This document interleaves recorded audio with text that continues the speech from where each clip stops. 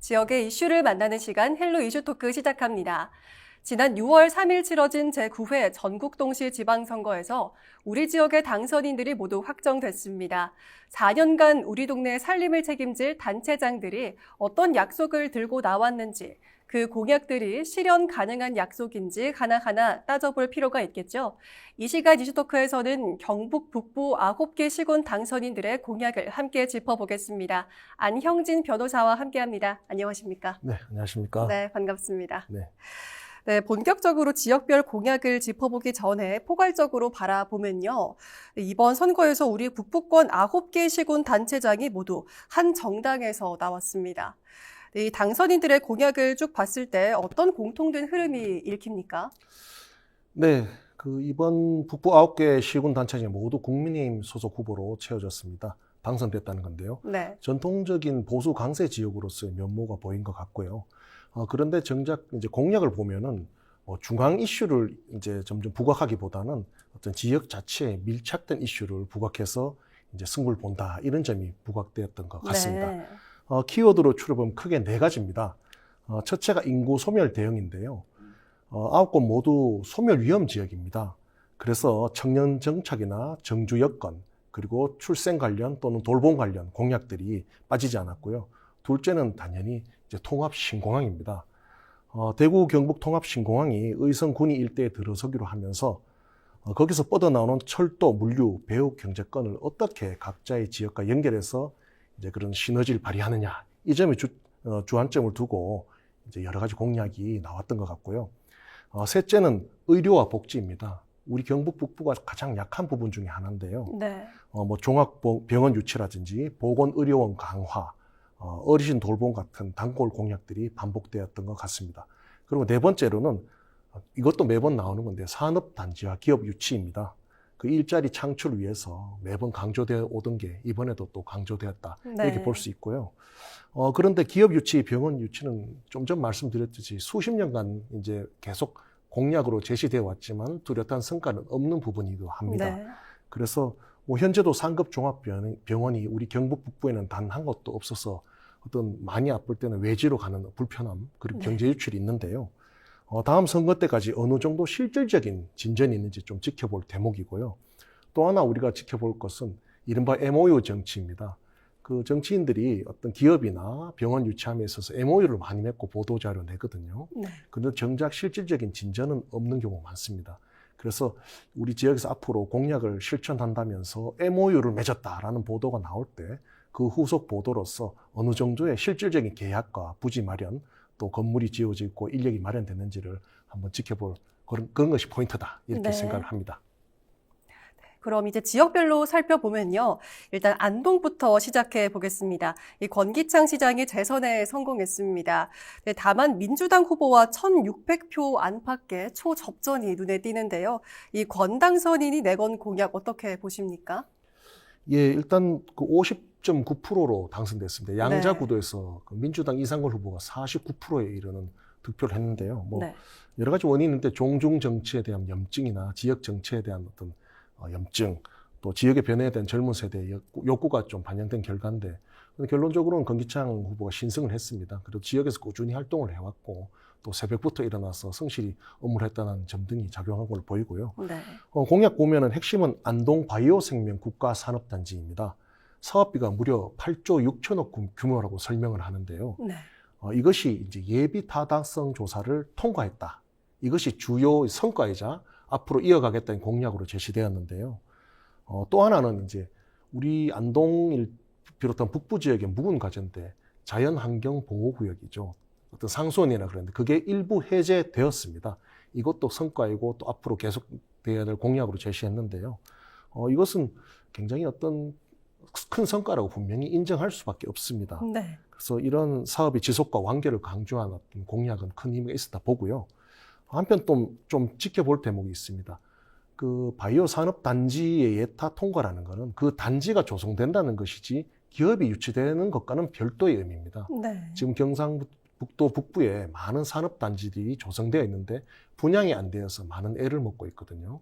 그래서 현재까지 된 것은 큰 성과이긴 하지만 실제로 바이오 기업이 오느냐를 우리가 지켜보고 또 힘을 모아야 될 대목이고요. 네. 또 두 번째, 좀 이것이 안동을 비롯한 경북 북부의 큰 문제인데, 애물단지 국제 컨벤션 센터 문제에 대해서 큰 어떤 방향성이나 뚜렷한 대책이 없었다는 것도 한계 시설로 보이고요. 뭐 이게 그 국제 컨벤션 센터가 회의 시설인데 이번 다카이치 총리 방문 때도 전혀 이용되지 않았다. 네. 이 점을 좀 주목해 볼 수 있고요. 그다음에 그 아산병원 등 빅4 병원 유치 등에 대해서 우리 시민들이 뜨거운 바람도 있었는데 앞으로 어떤 건기창 시장께서 잘 해나가시리라 기대를 해봅니다. 네, 한번 지켜봐야겠습니다. 네. 이어서 예천 살펴보겠습니다. 행정 전문가 출신인 안병윤 당선인이 군정을 맡게 됐는데요. 이 예천은 도청 신도시를 끼고 있는 지역이라 공약도 그 부분에 초점이 맞춰진 게 아닐까 싶은데요. 일단 안병윤 당선인에 대해 살펴보면요. 행정고시 출신이고요. 경상북도 기획조정실장, 또 행정안전부 대변인, 부산시 부시장을 역임한 정통 행정관료입니다. 그래서 행정 경험이 풍부하고 네트워크도 좋다는 게 장점으로 네. 보이고요. 경선에서 탈락한 김학동 전 군수의 전폭적인 지지를 받았다는 점도 주목할 만합니다. 네. 공약을 보면 첫 번째가 종합병원 유치입니다. 도청 신도시하고 원도심을 같이 살리는 균형 발전도 공약으로 있고, 기업 투자 유치, 청년 일자리, 교육 환경 개선, 생활 SOC 확충, 스마트 농업 육성까지 폭이 넓은데요. 특히 이제 예천은 안동과 경계 지역에 있는 신도시가 있죠. 도청 신도시를 하는데 호명읍입니다. 네. 신도시가 좀 비교적 이제 상승하고 있는데 예천읍은 좀 줄어들고 있거든요. 이런 불균형 문제를 좀 있는데 이 점을 이제 상생 발전을 해보겠다 이렇게 강한 메시지를 내고 있다는 것도 주목할 대목이고요. 네. 다만 이제 그렇습니다. 이 상생 발전 다시 뜯어보면은 이제 예천읍 부분 구도심이죠. 그리고 호명읍 도청 신도시인데 두 곳에다가 인프라 조성을 동시에 해야 된다는, 다시 말해서 예산이 분산돼야 된다는 그런 측면도 있거든요. 네. 그래서 이 어려움에 있어서 이제 안병윤 군수의 행정 능력으로 이를 어떻게 배분하고 극복할 수 있을지가 이제 좀 봐야 될 대목이고, 또 최산성 부분에서 사실 인구가 적으면 민간병원이 잘 오지 않으려고 하거든요. 그런데 종합병원 부분에서도 어떻게 재원을 마련하고 과감하게 예산을 투자할 것인지가 앞으로 볼 부분이라고 생각합니다. 행정의 경험자이고 행정 공무원 퇴직 후에 또 지역사회 활동도 꾸준히 한 만큼 기대를 한번 해볼 만하다고 생각합니다. 네, 그렇군요. 다음은 의성입니다. 최유철 당선인이 5번째 도전 만에 그것도 73%가 넘는 압도적인 득표로 당선됐습니다. 이 의성은 아무래도 통합 신공항 얘기를 빼놓을 수가 없겠죠? 예, 그렇습니다. 참 선거 한 번 해도 그렇게 어려운데 5번 해서 당선됐다는 점에서는 어떤 국민들의 좀 박수를 받고 인정을 받고 있는 것 같습니다. 네, 그렇습니다. 참 이번에 한번 맡겨보자라는 기대가 있었는데 그렇습니다. 지역에서 선거 전에 갑자기 내려와서 내가 고위직이다 이렇게 어필하는 사람도 많은데 이렇게 꾸준히 지역에서 활동하면서 한 점에 대해서는 인정을 받은 걸로 보이고요. 공약은 크게 4가지로 정리됩니다. 당연히 통합 신공항 경제적 구축이 있고요. 두 번째는 미래형 농업 구축, 그리고 청년 정주 기반 조성, 통합 돌봄 체계 강화인데요. 사실 이 중에서도 통합 신공항이 가장 큰 미래 먹거리를 할 수 있습니다. 네. 그래서 의성 군이 일대에 들어서고 있는 의성 쪽에는 이제 항공물류 단지가 조성될 예정인데요. 이게 조금 변동성이 있습니다. 그래서 잘못하면 군위 쪽으로 가버릴 수 있기 때문에 앞으로도 군수의 역할이 기대되는 측면이고, 당선자도 철저하게 확실하게 이제 의성 쪽에 주요 시설이 위치하도록 하겠다 이렇게 밝히고 있는 상황이고요. 그리고 공항 배후 물류와 산업을 어떻게 의성의 일자리를 연결하느냐, 거기에 또 군정의 이제 그 핵심을 두고 있는 걸로 보입니다. 사실 공항 이슈가 군수 입장에서 어떻게 하기는 사실 어려운 측면도 없지 않아 있습니다. 왜냐하면 재원 투입이라든지 위치 선정 이런 게 다 중앙정부 국토교통부 차원의 결정된 측면이 강해서 그렇거든요. 그렇지만은 낙하산 공천이 아니라 지역에서 군의회 의장을 지내고 법무사로서 오랜 기간 활동한 만큼 지역에 대한 이해도가 높고 또 지역 주민과의 밀착도도 큰 만큼 지역민의 의견을 어떤 지역구 국회의원과 함께 중앙정부에 아주 설득력 있게 적극적으로 제시할 수 있을 것으로 보여서 저 기대도 크고 박수를 보내드리고 싶습니다. 네, 기대가 됩니다. 네, 그럼 다음으로 문경시로 넘어가 보겠습니다. 이 문경은 현직 시장이 무소속으로 나섰지만 행정부지사 출신의 김학홍 당선인이 이겼습니다. 이 변화를 선택한 선거였다는 평가가 나오는데요. 어떻게 보시나요? 네, 문경은 이번 선거에서 드라마틱한 곳 중에 한 곳이었습니다. 네. 왜냐하면 현직인 이제 신형국 시장이 공천에서 배제되자 무소속 출마를 해서 이제 했거든요. 네. 그래서 김 당선인은 경상북도 행정부시사, 행정안전부 지역혁신정책관을 지낸 또 정통 관료 출신입니다. 선출직은 이번 처음 도전이고 이제 당선된 건데요. 그래서 지역에서는 이제 변화를 선택한 거다. 또 오래된 정치 구도에 균열이 일어났다. 이런 평가도 있습니다. 김 당선인의 메시지는 분명한 걸로 보이는데요. 문경이 인구 소멸 위기 극복과 경제 회복의 골든타임에 서 있다. 이 시기를 놓치면 안 된다. 이걸 강조한 걸로 보이는데요. 네. 당선자 본인이 중앙정부와 경상북도 그리고 문경을 잇는 네트워크를 가지고 있으니 그것을 이용해서 도약을 이끌겠다. 이게 지금 핵심인 걸로 보입니다.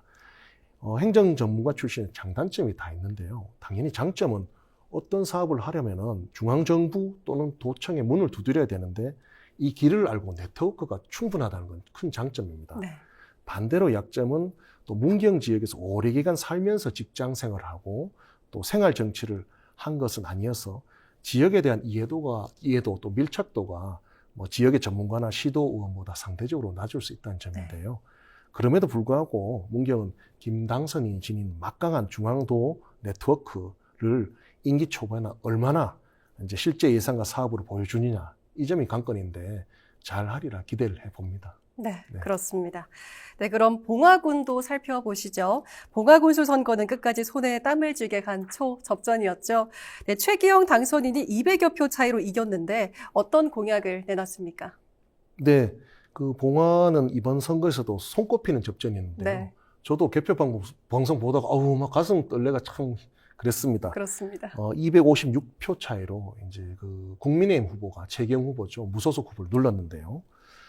최 당선인은 후보 중에 가장 젊은 편이고 세대 교체와 구조 혁신을 이제 핵심 공약으로 내놓았는데요. 네. 공약을 보면은 자연 친화형 대단히 실버타운을 있고요. 왜냐하면 여기 문경이 환경이 좋고 하니까 네. 또 수도권 접근성이 좋고 해서 네. 실버타운이 적지라는 거죠. 그리고 경쟁 장목 10개를 기반으로 한 농업 6차 산업화 이걸 들었고 또 AI 기반 행정 혁신과 주민 참여 거버넌스 그리고 이 지역의 특산이죠. 청량산 백두대간 수목원 분천 산타마을을 엮는 체류형 관광벨트가 눈에 띕니다. 네. 또 풍력 태양과 같은 신재생 에너지 수익으로 농어촌 기본소득세 재원을 만들겠다는 구성도 내놨습니다. 한편 봉화의 최대 현안은 또 영풍석포 재련소라고 할 수 있는데요. 네.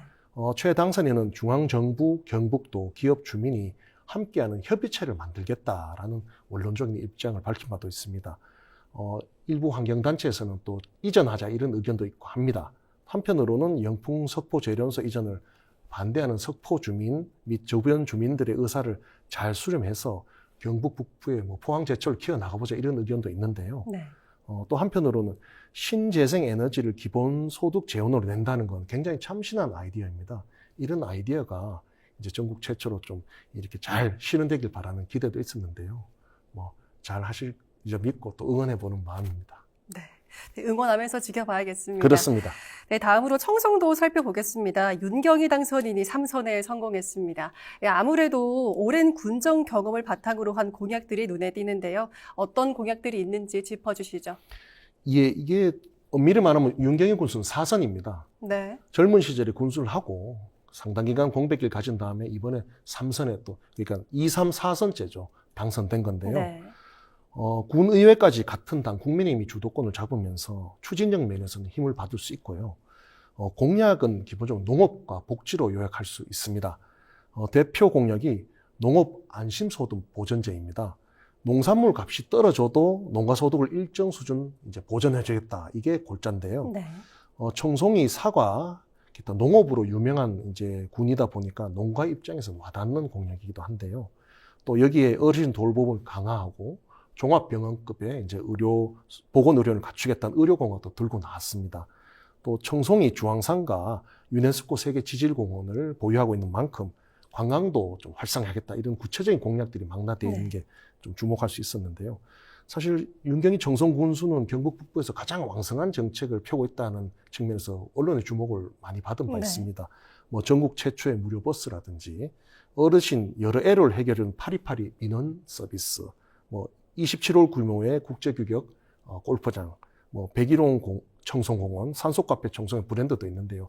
이러한 이제 좀 획기적인 이제 지금까지 성과를 한층 더 발전하고 이어나가겠다 이런 의지도 밝혀서 앞으로도 좀 청송의 도약이 기대되는 그런 대목입니다. 네. 알겠습니다. 이어서 영양으로 가겠습니다. 영양은 인구가 16,000명 정도로 우리 도에서도 가장 작은 군인데요.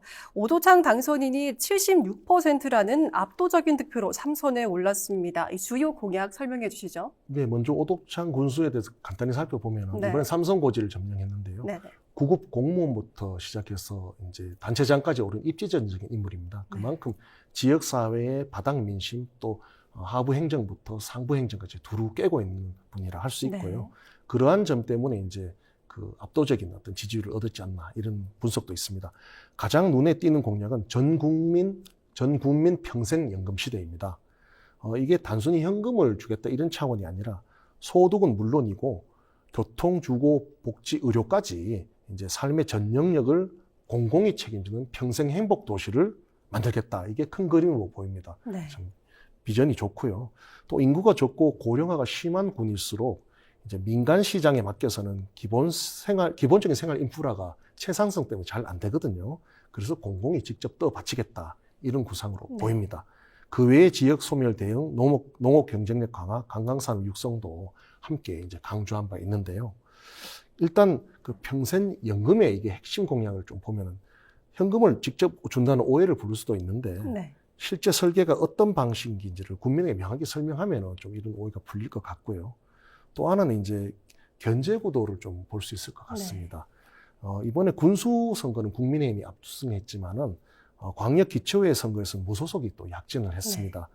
이제 큰 예산이 드는 복지 공약일수록 의회의 동의가 필요한데요. 협치가 중요한 거죠. 경북에서 농촌 기본소득 시범 사업자로 처음 선정될 정도로 행정력과 정치력을 발휘한 오도창 군수인 만큼 앞으로도 이런 협치에 잘 할 수 있을 거란 기대도 있는데 참 기대를 저도 해봅니다. 이번에는 어떤 시정을 펼칠지 지켜봐야겠습니다. 네, 그럼 마지막으로 영주시를 살펴보겠습니다. 영주시장은 20년 가까이 무소속으로 활동했던 황병직 당선인이 1만 표 넘는 차이로 이겼는데요. 이 공약이 상당히 구체적이라는 평가입니다. 그렇습니다. 그 황병직 당선인은 16년 넘게 시도원으로 활동해 왔는데요. 지방자치의 어떤 풀뿌리 민주주의에 가장 부합하는 분이 당선됐다고 볼 수 있죠. 갑자기 와서 뭐 이렇게 당선된 게 아니고요. 그렇습니다. 그래서 뭐 본인이 직접 전국 11개 도시를 다니면서 성공 사례를 벤치마킹한 정책 대장정을 한 걸로도 화제가 됐는데요. 공약이 다른 지역보다 손에 잡히게 되게 구체적이라는 점이 있었습니다. 역시 지역을 10년 넘게 연구해와서 그런 걸로 보이고요. 첨단 베어링 국가산업단지에 연간 기업을 유치하고 조기 분양을 이끌어내겠다는 게 물론 1번 공약입니다. 그리고 규제 자유특구, 기회발전특구 지정 추진, 또 공설시장을 정비해서 주상복합 아파트를 만들어 보겠다.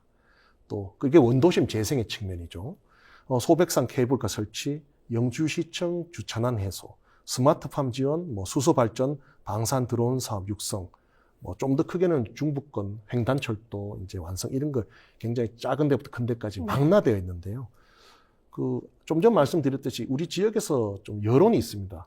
이 지역에 한 5년이나 10년 살고 나서 이 단체장을 해야지 갑자기 온 사람은 좀 아니지 않냐 이런 여론이 요즘 있었거든요. 그렇습니다. 그래서 이런 참 생활 정치를 오래 해서서 그런지 정책에서 좀 보였다 이런 점을 좀 알 수 있고요.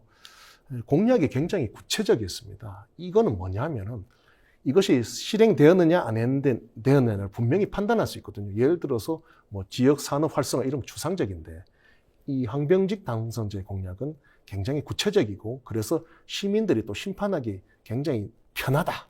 그래서 앞으로 4년 시정 동안 얼마나 됐는지 판단하기 용이해서 잘하면은 대박이지만 좀 약하면 또 비판을 받을 수 있다는 점에서 좀 특이했고요. 그만큼 이제 앞으로 어떻게 이제 잘하실지 또 기초가 주목되는 대목입니다. 그럼 오늘 말씀 여기까지 듣겠습니다. 감사합니다. 지금까지 우리 지역 당선인들의 주요 공약을 살펴봤습니다. 오늘 헬로 이슈 토크는 여기까지입니다. 함께해 주신 여러분 고맙습니다.